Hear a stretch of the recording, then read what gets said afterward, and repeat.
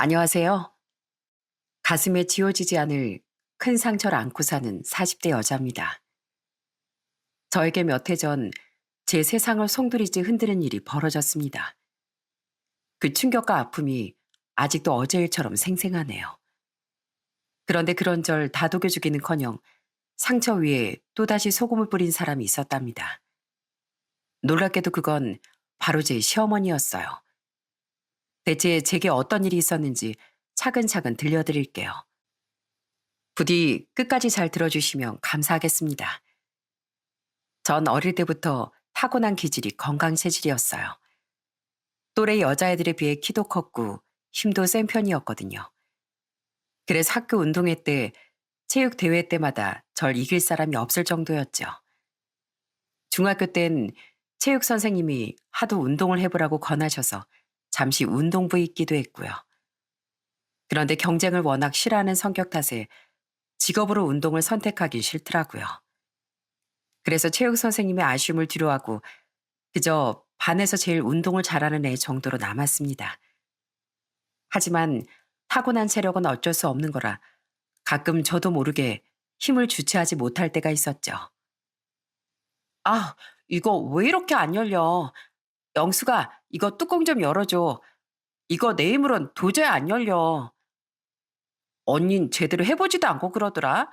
나 줘봐. 내가 열어줄 테니까. 그건 바로 제 쌍둥이 자매 위에 힘을 써야 할 때였습니다. 쌍둥이라고 믿기지 않을 만큼 저와 힘 차이가 나고 유독 외소했던 언닌. 곤란한 일이 있으면 어김없이 절 찾았어요. 가끔은 제가 힘 조절을 못해 아예 물건을 부순 적도 있었죠. 그러면 언닌 절 신나게 놀려댔죠.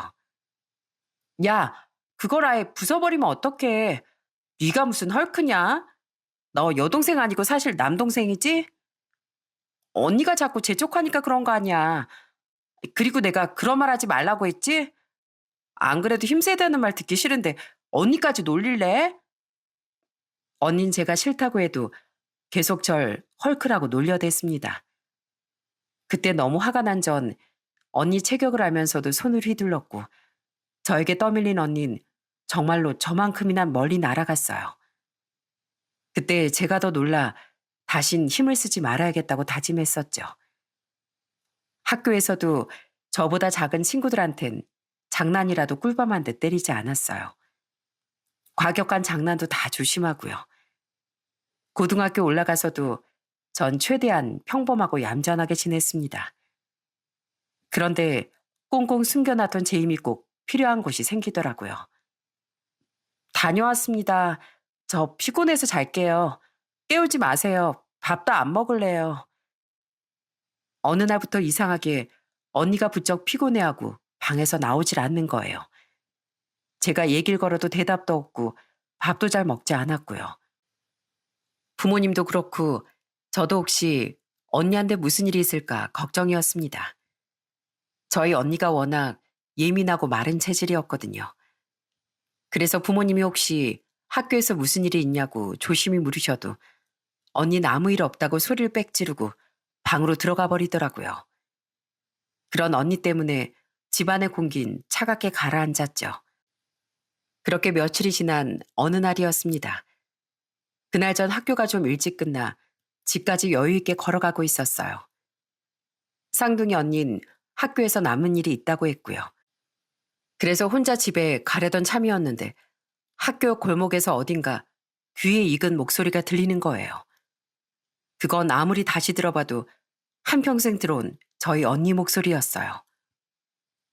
왜 그래 진짜. 저번에도 돈 달래서 있는 거 다 줬잖아. 나 요즘 용돈 없어서 빵도 못 사 먹어. 언닌 웬 양아치 같은 여학생들에게 둘러싸여 있었어요.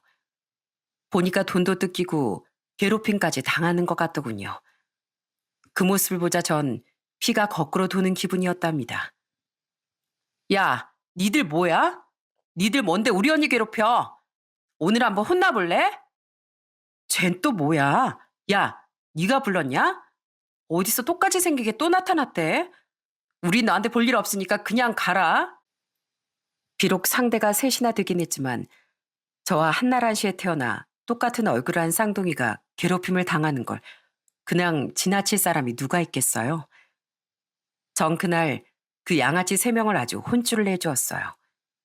물론 혼자서는 안 될 일이었고 뒤에 언니가 되지도 않은 힘으로 절 도왔기에 가능한 일이었죠. 그 3명을 다 쫓아내고 난 뒤에야 언니에게서 그간의 자초지종을 듣게 되었어요. 사실 쟤네들이 학기 초부터 얼마나 괴롭혔는지 몰라. 교실에 앉아있으면 와서 책상을 막 발로 차고 애들 사이를 이간질하고 말이야. 오늘도 학교 끝나고 나무라고 계속 협박을 했어. 나 그동안 진짜 힘들었다. 언닌 그제야 참아왔던 서러움의 눈물을 보이더라고요. 전 언니를 설득해 이 일을 부모님과 학교에도 일렀어요. 언니를 괴롭혔던 그 나쁜 애들은 다행히 처벌을 받았고 언니 노랜 시간 남모르게 가지고 있던 상처를 치료하기 위해 정신과 상담을 받기 시작했습니다.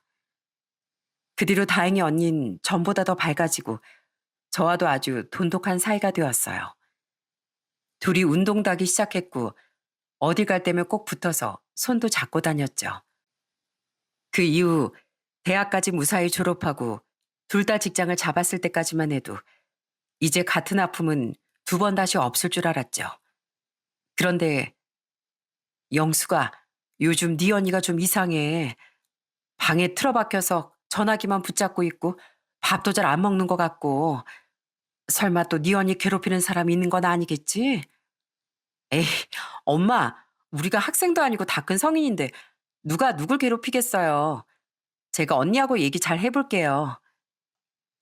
그 당시 언니는 평범한 사무계열 직장인이었고 전 물리치료사로 일하고 있었어요.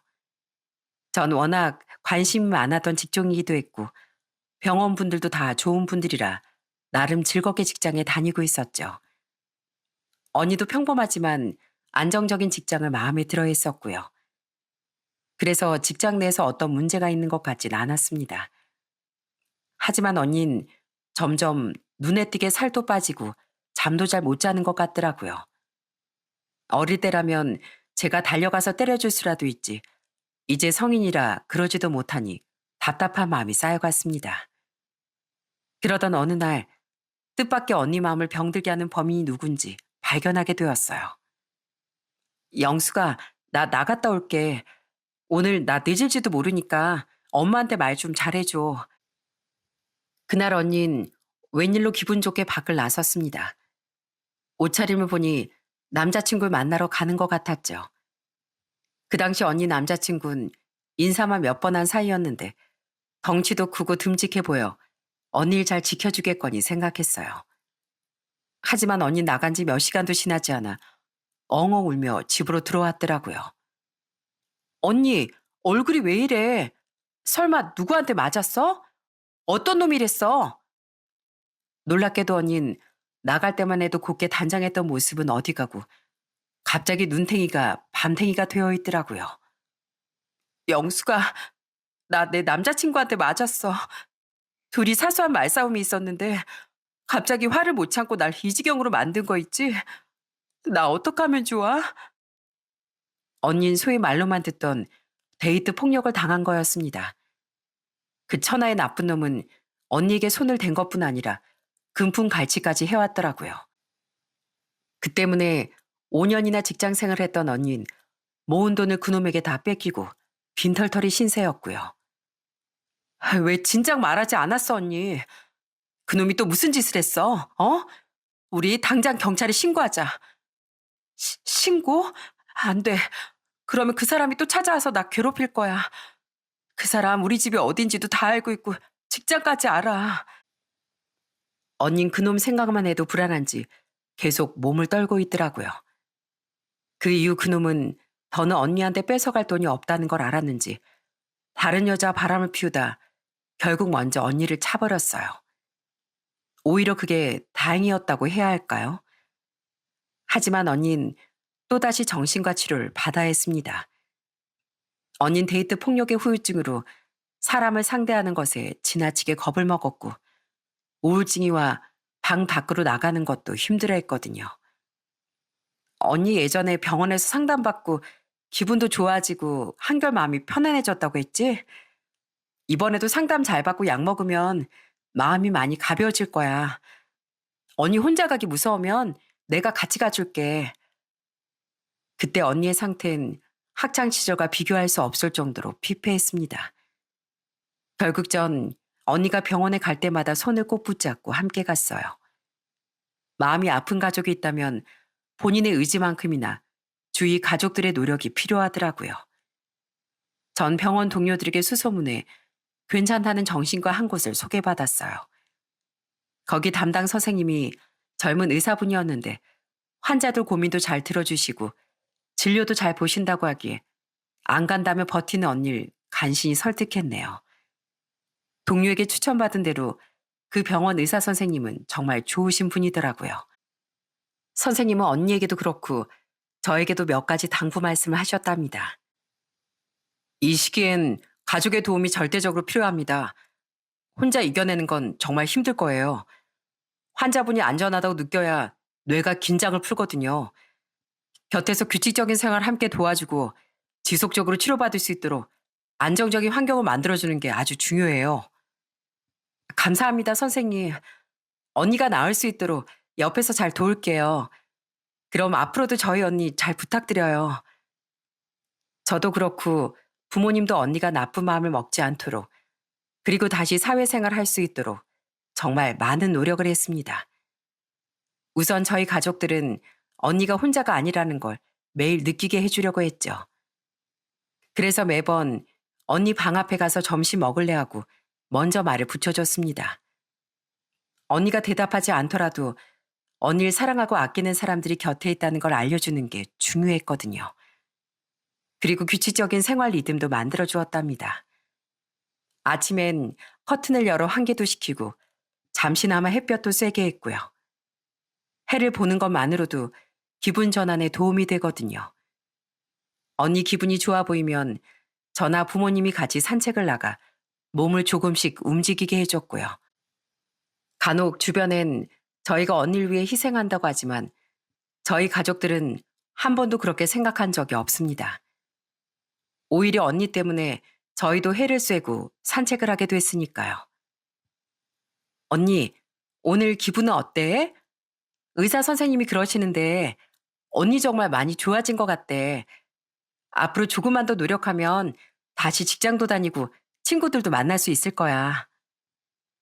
이건 언니의 기분을 좋게 하기 위한 빈말이 아니었어요. 언닌 그 병원에 다닌 이후부터 상태가 정말 많이 좋아졌답니다. 상담을 받고 가슴속에 쌓여있던 우울감이 많이 호전된다면서요. 전 언니를 보며 그 병원에 가길 잘했다고 생각했습니다. 그렇게 몇 개월쯤 흘렀을 어느 날이었어요. 전 그날 휴일이라 친구와 함께 한 식당에서 점심을 먹고 있었어요. 그런데 저 옆 테이블에 엄청 낯익은 얼굴이 보이는 거예요. 어머, 안녕하세요. 저희 언니 의사 선생님 맞으시죠? 어떻게 여기서 더 만나요? 식사하러 오셨나 봐요. 어? 안녕하세요. 최영희님 동생 맞으시죠? 저도 깜짝 놀랐어요. 이렇게 진료실 밖에서 보니까 더 반갑네요. 영희님은 잘 계시죠? 다음 진료 때도 꼭 오셔야 한다고 전해주세요. 네, 그럼요. 저희 언니도 선생님 만나는 날만 기다리고 있는걸요. 그날 전 처음으로 병원 밖에서 의사 선생님과 사적인 이야기를 나누었습니다. 그 전까지만 해도 늘 언니 얘기만 했었는데 그날은 제 이야기도 하고 선생님의 이야기도 들을 수 있었네요. 그러다 보니 전과는 전혀 다른 감정이 샘솟았습니다. 정말 신기한 건 그 다음에도 제가 그 식당에 혼자 밥을 먹으러 갔을 때 의사 선생님도 혼자 식사를 하러 오신 거 있죠? 선생님, 여기서 또 마주치게 됐네요. 이 식당 단골이신가 봐요. 저도 정말 좋아하는 식당이거든요. 영숙 씨한테 자꾸 혼자 식사하는 모습 들키게 되네요. 혹시 일행 없으시면 오늘은 같이 식사할까요? 안 그래도 혼자 외롭던 참이거든요. 그날 저흰 합석을 하게 됐고 식사 후엔 서로 연락처까지 주고받게 됐습니다. 그 이후 전 훨씬 편하게 언니에 대해 이야기를 나눌 수 있었고 선생님도 옆에서 가족들이 해야 할 것들에 대해 친절히 말씀해 주셨어요. 의사 선생님과 전 생각보다 훨씬 대화가 잘 통하고 비슷한 취미가 많았답니다. 그래서 더 많은 대화를 나눴던 것 같아요. 그러다 결국 서로가 서로에게 호감이 있다는 걸 깨닫고 마침내 연인 사이가 되었죠. 처음엔 엄청 조심스러웠답니다. 언니한테 뭐라고 말해야 할지도 몰랐었고요. 하지만 언니는 저희들이 만나다는 소식을 누구보다 가장 기뻐해 주더라고요. 옛말에 우연히 반복되면 인연이라고 했어. 선생님하고 네가 그 정도로 우연히 마주친 거 보면 틀림없이 인연인가 보다. 앞으로 우리 선생님한테 제부라고 불러야겠네. 제가 마침내 결혼을 결심했을 때 저희 부모님께서도 남편과 제 이야기를 다 듣게 되셨는데 남편이 언니의 의사 선생님이었다는 걸 알고 얼마나 깜짝 놀라셨는지 모릅니다.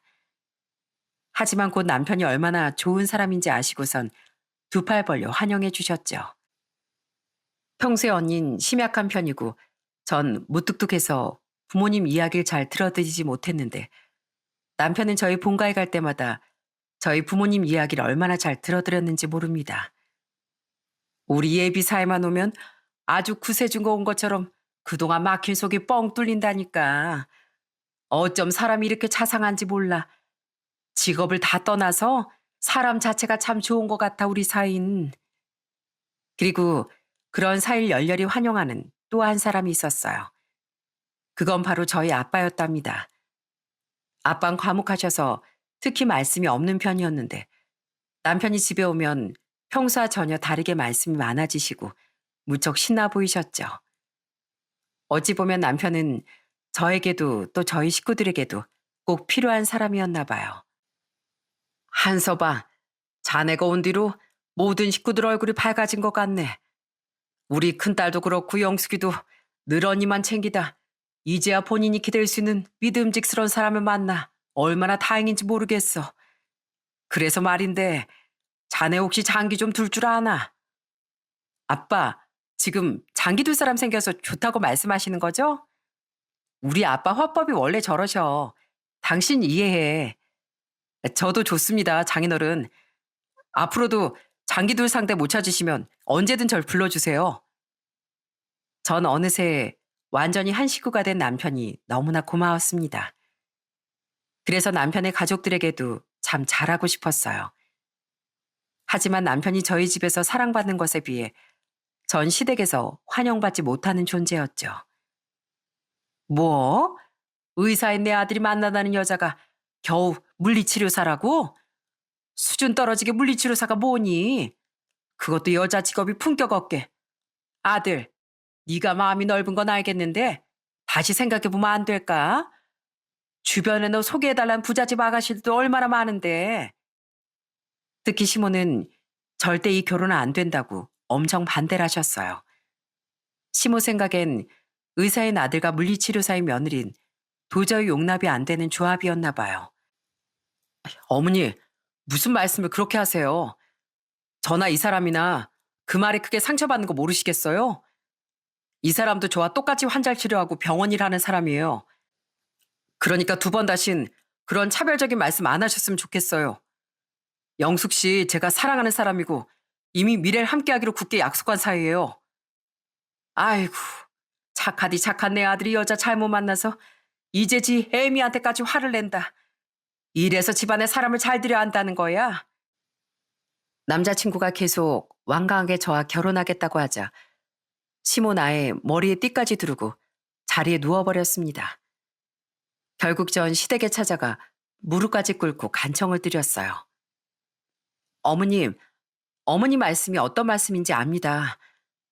정길 씨에 비해 제가 얼마나 부족한 사람인지도 잘 알고요. 하지만 어머님이 절 마음에 들어 하실 때까지 제가 정말 열심히 할게요. 절대 실망시켜드린 일 만들지 않을게요. 그러니까 저 한 번만 믿어주실 수 없을까요? 제가 이렇게까지 했는데도 시모는 요지부동이었습니다. 오히려 옆에 있던 남편 누나가 더 화를 내며 절 막 끌어내려고 했어요. 지금 남의 집 앞에서 뭐 하는 거야? 내 동생 앞길 망치려고 작정했어? 의사 남편 만들어 보려다 안 될 것 같으니까 이제 아주 무릎까지 꿇래. 어머, 그렇게 안 봤는데 되게 뻔뻔하다. 신우인 아예 소금이라도 뿌려야겠다며 요란을 떨었어요. 그때 멀리서 계속 절 지켜만 보시던 시아버님이 드디어 움직이셨어요. 다들 그만들 못해? 내가 어디까지 하나 싶어서 잠잠하게 있었더니 다들 사람 앉혀두고 뭐 하는 짓이야? 세아가 어서 일어나거라. 아이 바닥이 찬데 왜 그러고 있어? 내가 최대한 식구들 생각을 존중해 보려고 했는데 지켜보니까 이건 도저히 사람이 할 짓이 아닌 것 같구나. 내 아들이 의사면 의사지. 그게 사람을 무시할 이유는 되지 못해. 내가 아내하고 내 딸을 대신해 사과하마. 아빠, 갑자기 왜 그러세요? 저 여자 내 동생 꼬시려고 작정한 꽃뱀이라니까요. 어떻게 의사인 정기를 겨우 저런 여자랑 결혼시켜요? 너 정말 말 가려서 안 할래? 내가 아무래도 자식을 잘못 키운 모양이다.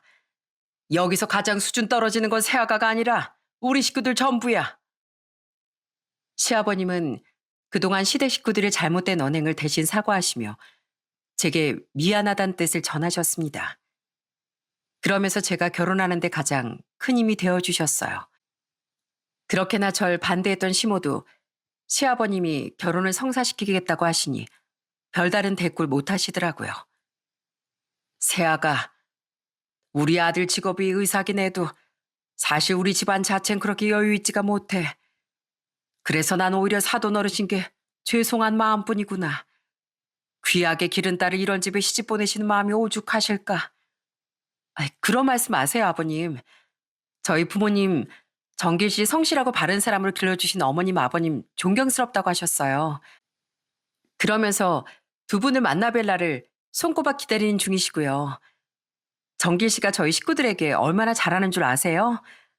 그래서 저도 어머님, 아버님께 정길 씨만큼 좋은 며느리가 되고 싶어요. 감사하게도 시아버님은 이미 좋은 며느리라며 따뜻하게 손을 잡아주셨어요. 시아버님 덕분에 이후 간신히 치러진 상견례도 무사히 마칠 수 있었어요. 비록 시모는 계속 뭐가 불만인지 들리지도 않을 말로 투덜거렸지만 그마저도 시아버님이 잘 단속해 주셔서 아무 문제가 없었습니다. 그러던 어느 날이었어요. 예식을 얼마 앞두고 시부모님과 상의 드릴 게 있어 시댁을 방문했던 날이었죠. 시아버님은 방금 자전거를 타고 오셨는지 라이딩 복장이셨는데 한눈에 봐도 다리가 불편하신지 조금 절뚝이며 오시더라고요. 아이고 미안하네.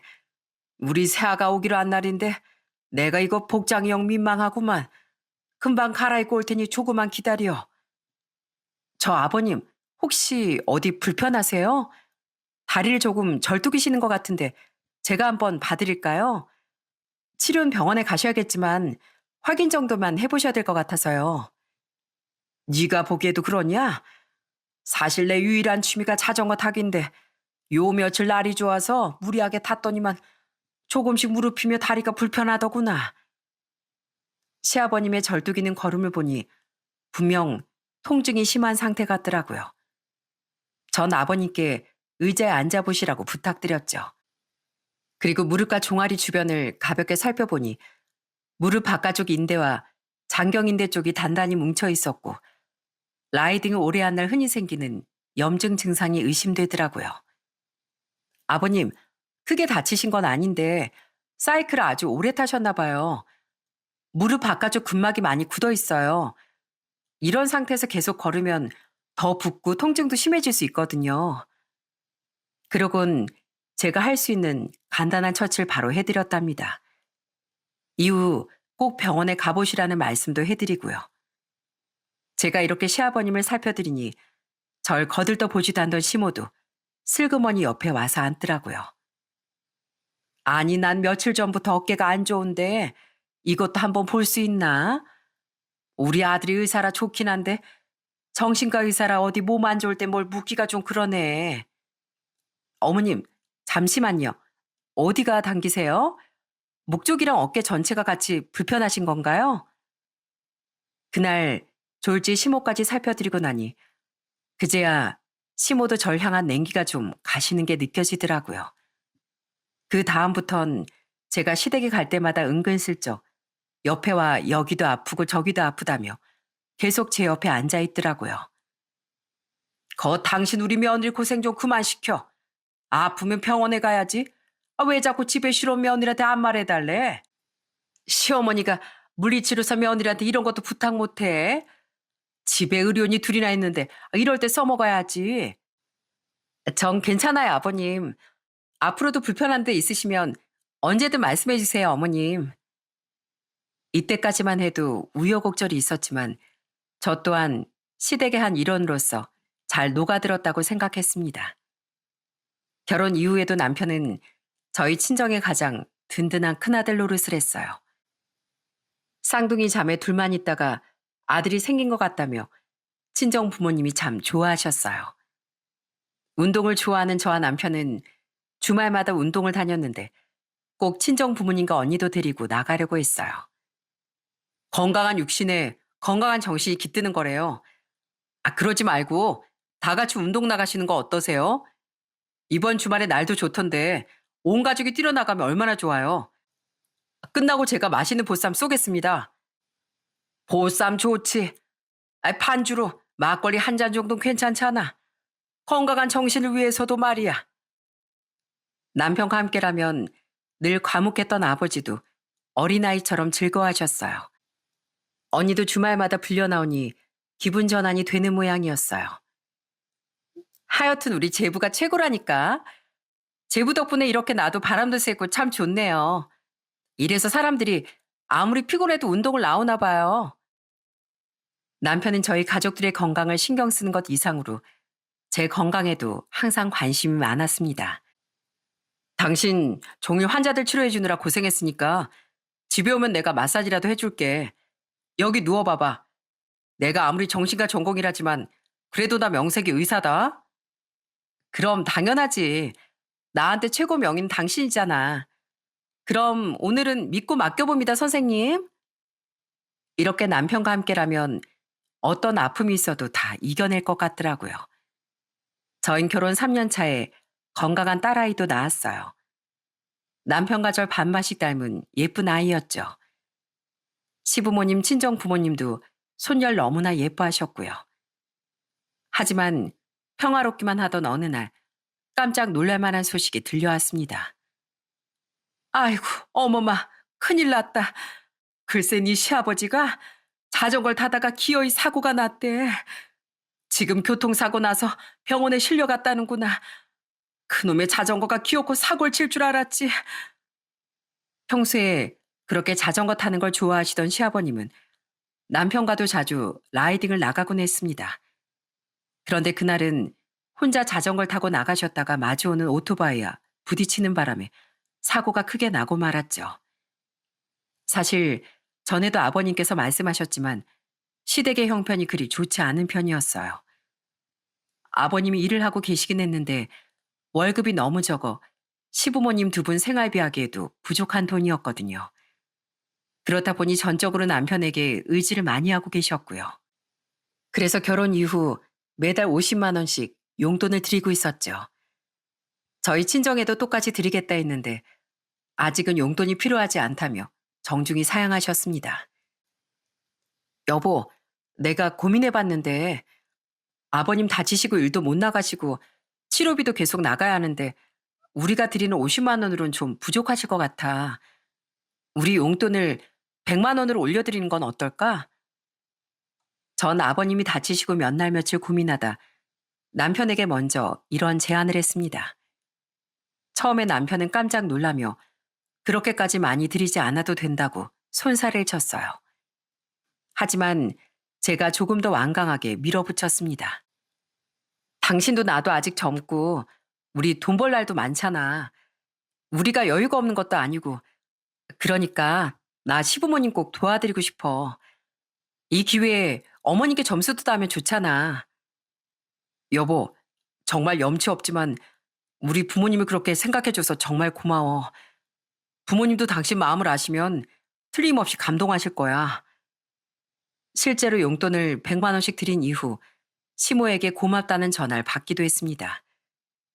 그때까지 시모가 저에게 얼마나 차가웠는지 아이를 낳고 나서도 고생했다는 말 한마디도 못 들어봤어요. 그런데 용돈을 드리자마자 얼마나 살갑게 인사를 하시는지 모릅니다. 아휴, 이제야 좀 숨통이 트이겠네. 고맙다. 앞으로 잘 부탁하마. 너희 시아버지 다 나와서 일까지 다니려면 한참 멀었잖니. 우리 아들이 돈 잘 버니까 이렇게 든든하구나. 하지만 저희 부부가 드리는 그 용돈이 다 잘난 본인 아들에게서 나오는 줄 알고 계셨어요. 물론 그때도 시아버님이 나서서 제 마음을 달래주셨지만요. 아유, 무슨 용돈을 이렇게나 많이 보냈어. 우린 괜찮으니까 너희 필요한 데 쓰지 그러니. 아이, 괜찮기 뭐가 괜찮어. 어머마, 우리 하나도 안 괜찮어. 아이, 솔직히 100만 원도 쓰려고 하면 부족하다, 부족해. 또 그런다, 또. 어머마, 네 시어머니 말은 귀담아 듣지 마라. 내가 병원에 있으니 미안하지만 당분간만 100만 원씩 받으마. 나 다 나오면 원래대로 50만 원씩만 용돈 줘도 된다. 시아버님이 말씀은 그렇게 하셔도 저흰 계속 100만 원씩 용돈을 드릴 생각이었거든요. 그런데 어느 날 신우이가 와서 잘난 척을 엄청 하더라고요. 잘난 내 동생이 효자이기까지 하네. 올케, 혹시 용돈 많이 드린다고 잔소리하는 거 아니지? 아이, 그거 어차피 내 동생이 고생해서 번 돈일 텐데 부모한테 그 정도는 당연히 드려야지. 전 신우이 말에 기가 막혀 정확한 사실을 요목조목 짚어주었습니다. 형님, 물론 제 남편이 고생하는 거 맞지만 그 용돈은 부부 생활비에서 나가는 거라 저도 똑같이 드리는 거예요. 형님은 동생 잘난 덕에 용돈도 안 드리고 매번 손만 벌리시는 거 보니까 부럽긴 하네요. 뭐야? 올케, 말을 왜 그렇게 해? 아, 그럼 동생이 의사인데 누나가 돼서 그 정도도 못 받아? 그때 신우인 얼굴이 벌개져서 말까지 더듬더라고요. 사실 전부터 신우이가 날마다 남편에게 전화해서 돈을 빌려가는 걸 알고 있었거든요. 단 한 번도 갚은 적도 없지만 말은 늘 다음 달에 줄게가 레퍼토리였고요. 저희 신우이가 결혼하긴 했는데 심해부가 일도 안 하고 술이나 먹는 한량이라 집안 형편이 좋지를 않았거든요. 신우이도 마찬가지로 제 남편 눈알합시고 남편에게 콩고물 떨어질 거나 찾고 있었고요. 신우이 성격이 시모를 닮았는지 시모도 용돈 줄 때만 며느리 며느리 하며 다정하게 부르지 그 이외엔 여전히 절 무시하고 깔보기 일쑤였습니다. 제가 둘째까지 딸을 낳자 시모는 더욱 저를 업신여겼어요. 저희 첫째 딸은 공부를 잘하는 편이지만 둘째 딸은 뛰어놀길 더 좋아하고 공부엔 영 관심이 없었어요. 아직 애들이기도 하고 어련히 알아서 잘할까 싶어 전 공부 스트레스는 주고 싶지 않았어요. 하지만 시모는 큰애만 남편 머리를 닮았다며 대놓고 차별을 하더라고요. 아유, 둘째 이 녀석은 누구 닮아서 공부엔 관심이 하나도 없고 선머슴처럼 뛰어다니는지 몰라. 얘, 넌 딱 네 엄마 닮았다. 전 그 말이 듣기 싫어서 애들이 시댁에 데려가고 싶지도 않았어요. 옆에 있던 남편도 같은 마음이었는지 바로 한마디를 하더라고요. 어머니, 우리 둘째가 얼굴도 그렇고 성격까지 저랑 똑 닮았어요. 오히려 성격으론 첫째가 아내와 닮았는데요. 그러니까 괜히 애들 앞에서 그런 차별적인 말을 말아주세요. 아이들 성장하는데 주변 어른들의 말 한마디 한마디가 얼마나 영향을 끼치는데요. 남편이 이렇게 똑부러지게 말하니까 시몬 그제야 그런 의도가 아니었다며 괜히 변명을 하더군요. 시모가 남편에게 이렇게 쩔쩔매는 건 남편이 잘난 아들이기도 했지만 결혼 전부터 남편에게 경제적으로 엄청 의지하고 있었기 때문입니다. 신우인 능력 없는 남자랑 결혼해서 용돈은커녕 친정에서 뭘 가져갈 생각만 하고 시아버님도 연세가 꽤 드셔서 남편만 믿고 있었던 거죠. 전 남편이 그 모든 부담을 혼자 짊어지고 있었다는 게 대단하면서도 짠하게 느껴졌고요. 사실 정신과 의사라는 직업이 수입으로 높은 편이지 몰라도 늘 환자들의 아픔을 공감해줘야 하는 일이다 보니 정신적 스트레스가 엄청난 일이었거든요.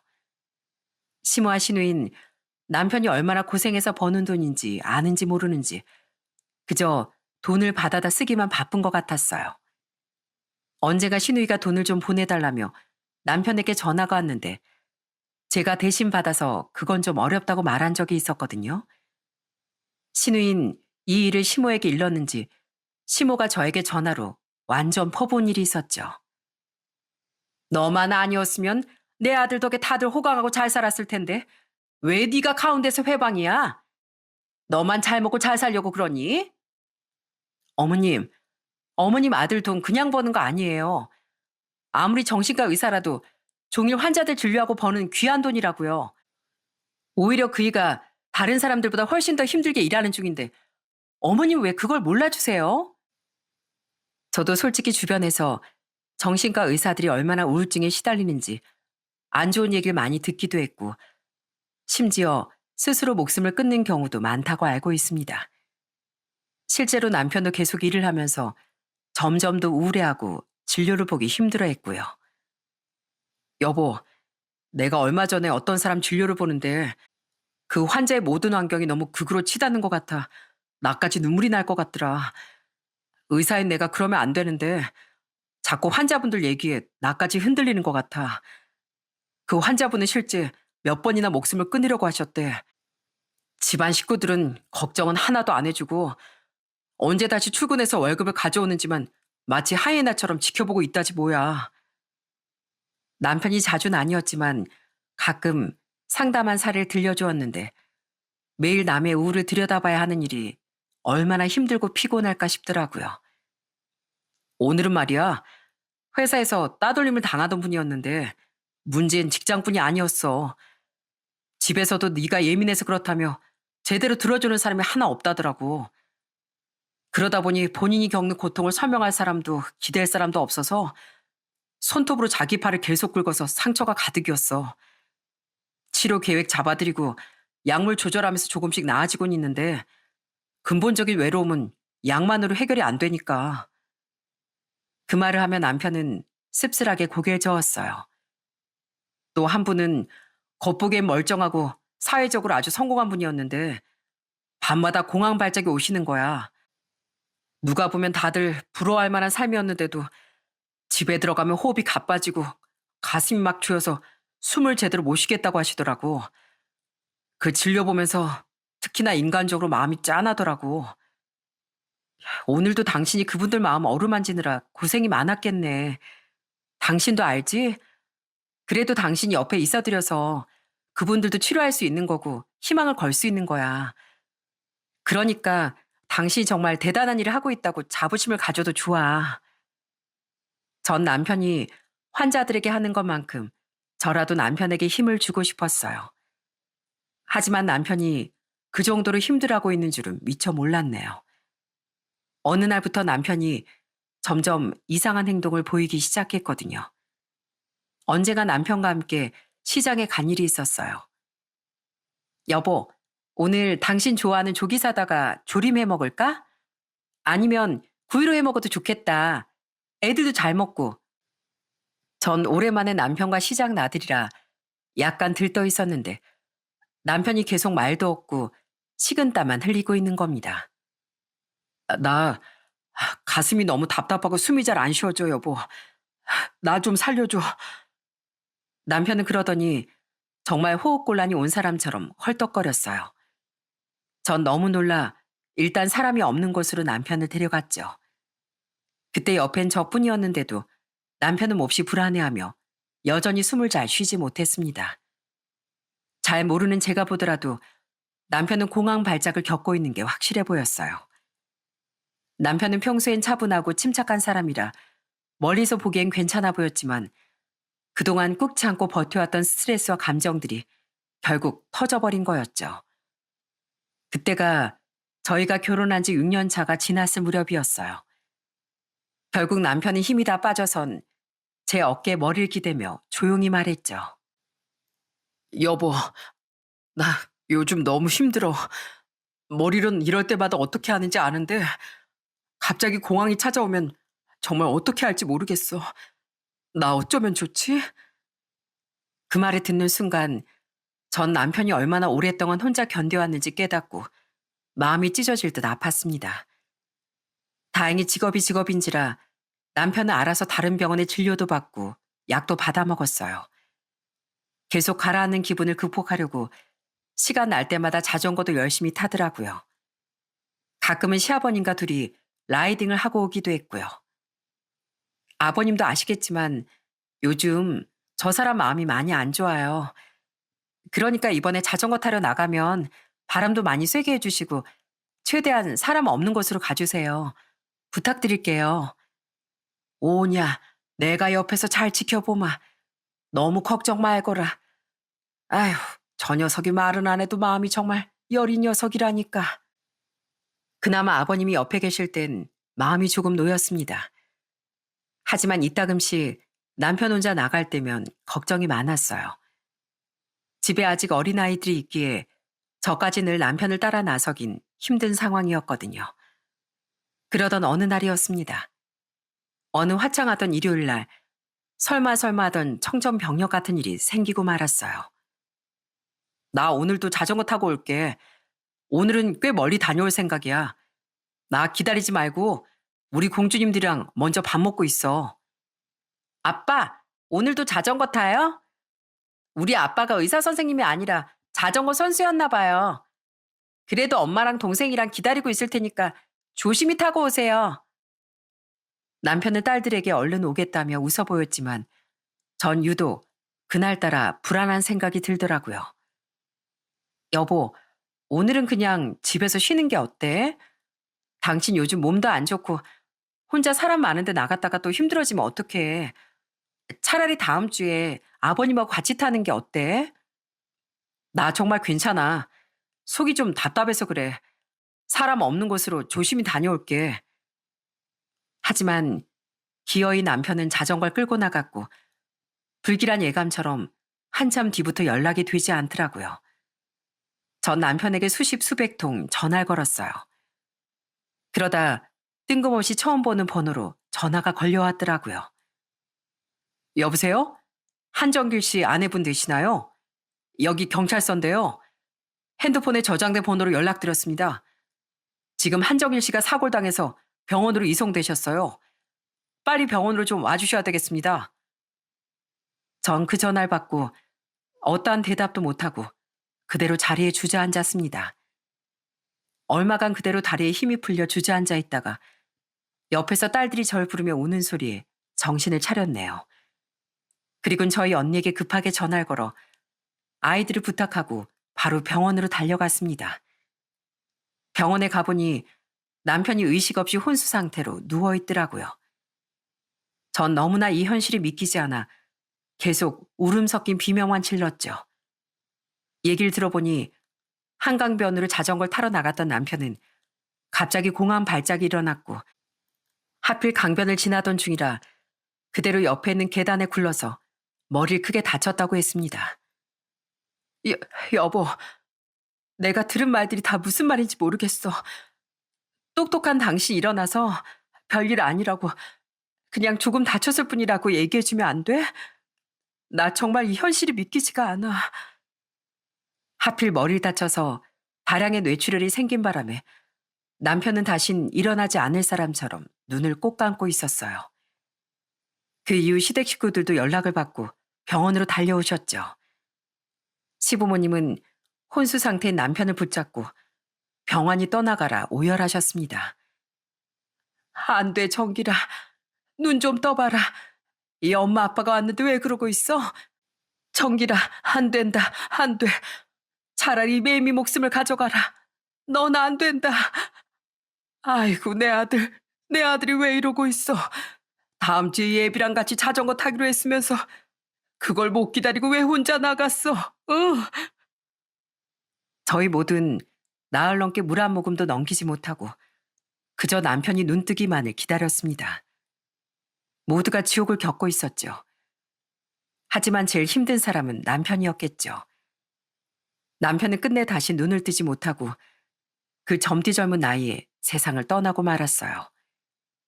그때 제 남편 나이가 46살이었네요. 남편의 장례식장에선 누구도 정신을 차릴 수 없을 만큼 눈물과 비명에 가까운 울음으로 가득이었습니다. 특히나 아들에게 의지를 많이 하셨던 저희 시모는 몇 번이나 기절하셨는지 몰라요. 청기라, 이 엄마는 앞으로 어떻게 살라고 이렇게 너 혼자 가니? 이 매정한 녀석아. 엄마가 너 하나만 보고 살았는데 이제 난 어떻게 살라고. 저희 친정 부모님과 언니도 한달음에 달려와 남편의 마지막 길을 슬퍼해 주었습니다. 제부, 이때까지 제부한테 속마음을 털어놓기만 했지. 한 번도 제부 이야기를 들어주지 못해서 미안해요. 영숙이하고 애들은 우리가 잘 챙길게요. 제부는 그곳에서 행복하게 잘 지내요. 아프지 말고. 저 역시 그땐 당연히 제정신이 아니었답니다. 빈소에 누가 오는지, 누가 저에게 위로의 말을 건네는지도 기억이 안 나네요. 다만 하나 기억나는 건 어느 새벽 제가 혼자 울고 있으니 시아버님이 절 다정하게 안아주셨다는 겁니다. 우리 정길인 분명 좋은 곳으로 갔을 거야. 그 녀석이 그 힘든 와중에도 나으리나 버틴 건 마지막까지 네 걱정을 해서일 거야. 그러니 그만 울고 다시 힘내서 살아야지. 그게 우리 정길의 마지막 소원이었을 게다. 아버님, 저 자신이 없어요. 저 혼자 살아갈 용기가 안 나요. 저 사람이 미워요. 저만 두고 간 그이가 너무 미워요. 시아버님은 그날 밤이 새도록 절 달래주셨답니다. 그렇게 장례가 끝나고 전 도저히 산 사람 같지 않게 겨우 숨만 쉬고 지냈어요. 그래도 아이들이 있기에 억지로 일어서긴 했지만 거의 반쯤 전원이 꺼진 것 같았죠. 그렇게 야속한 시간이 3개월쯤 흘렀습니다. 그 무렵 시아버님께는 간혹 안부 메시지가 오기도 했어요. 그런데 그날 오랜만에 시모에게 전화가 걸려왔어요. 어머마, 나다. 그래, 몸은 좀 어떠니? 내가 너랑 정리하지 못한 게 있는 것 같아 전화했다. 네? 어떤 정리 말씀이세요? 우리 아들 앞으로 보험이 꽤 있지 않니? 둘 다 의료계실하니 그런 것도 야무지게 드러났을 거 아니야. 그, 우리 아들 앞으로 보험금은 얼마나 나오니? 전 너무 기가 막힌 질문에 말문을 닫고 말았습니다. 그때 시아버님이 옆에 계셨는지 수화기를 빼서 제게 미안하다고 사과하셨어요. 당신 지금 미쳤어? 지금 이게 뭐 하는 짓거리야? 그게 어린이 돼서 할 소리야? 남편 있고 힘들 며느리한테 그게 무슨 말이야? 어머마 미안하다. 네 시모가 노망이 났나 보다. 이 통한 부디 잊어다오. 아니, 내가 못할 말 했어? 제 남편 잃었지만 난 내 아들 잃었어. 내가 오죽하면 이러겠어? 시부모님은 급기야 언쟁을 벌이셨고 전 조용히 전화를 끊었습니다. 하지만 그로부터 얼마 뒤 시모에게 또 전화가 걸려왔더라고요. 어머마, 나다. 내가 보니까 이번 달 용돈 100만 원이 안 들어왔던데 네가 정신이 없어서 까먹은 모양이다. 뭐라고요? 용돈 100만 원이요? 지금 저한테 다시 용돈을 보내라는 말씀이세요? 아유, 그래. 내 아들 사망보험금도 나왔을 거고 남은 재산도 있을 거 아니냐. 네 시아버지가 하도 난리라 내가 그 돈은 달란 소리 안 할 테니까 그래도 앞으로도 용돈은 보냈으면 좋겠구나.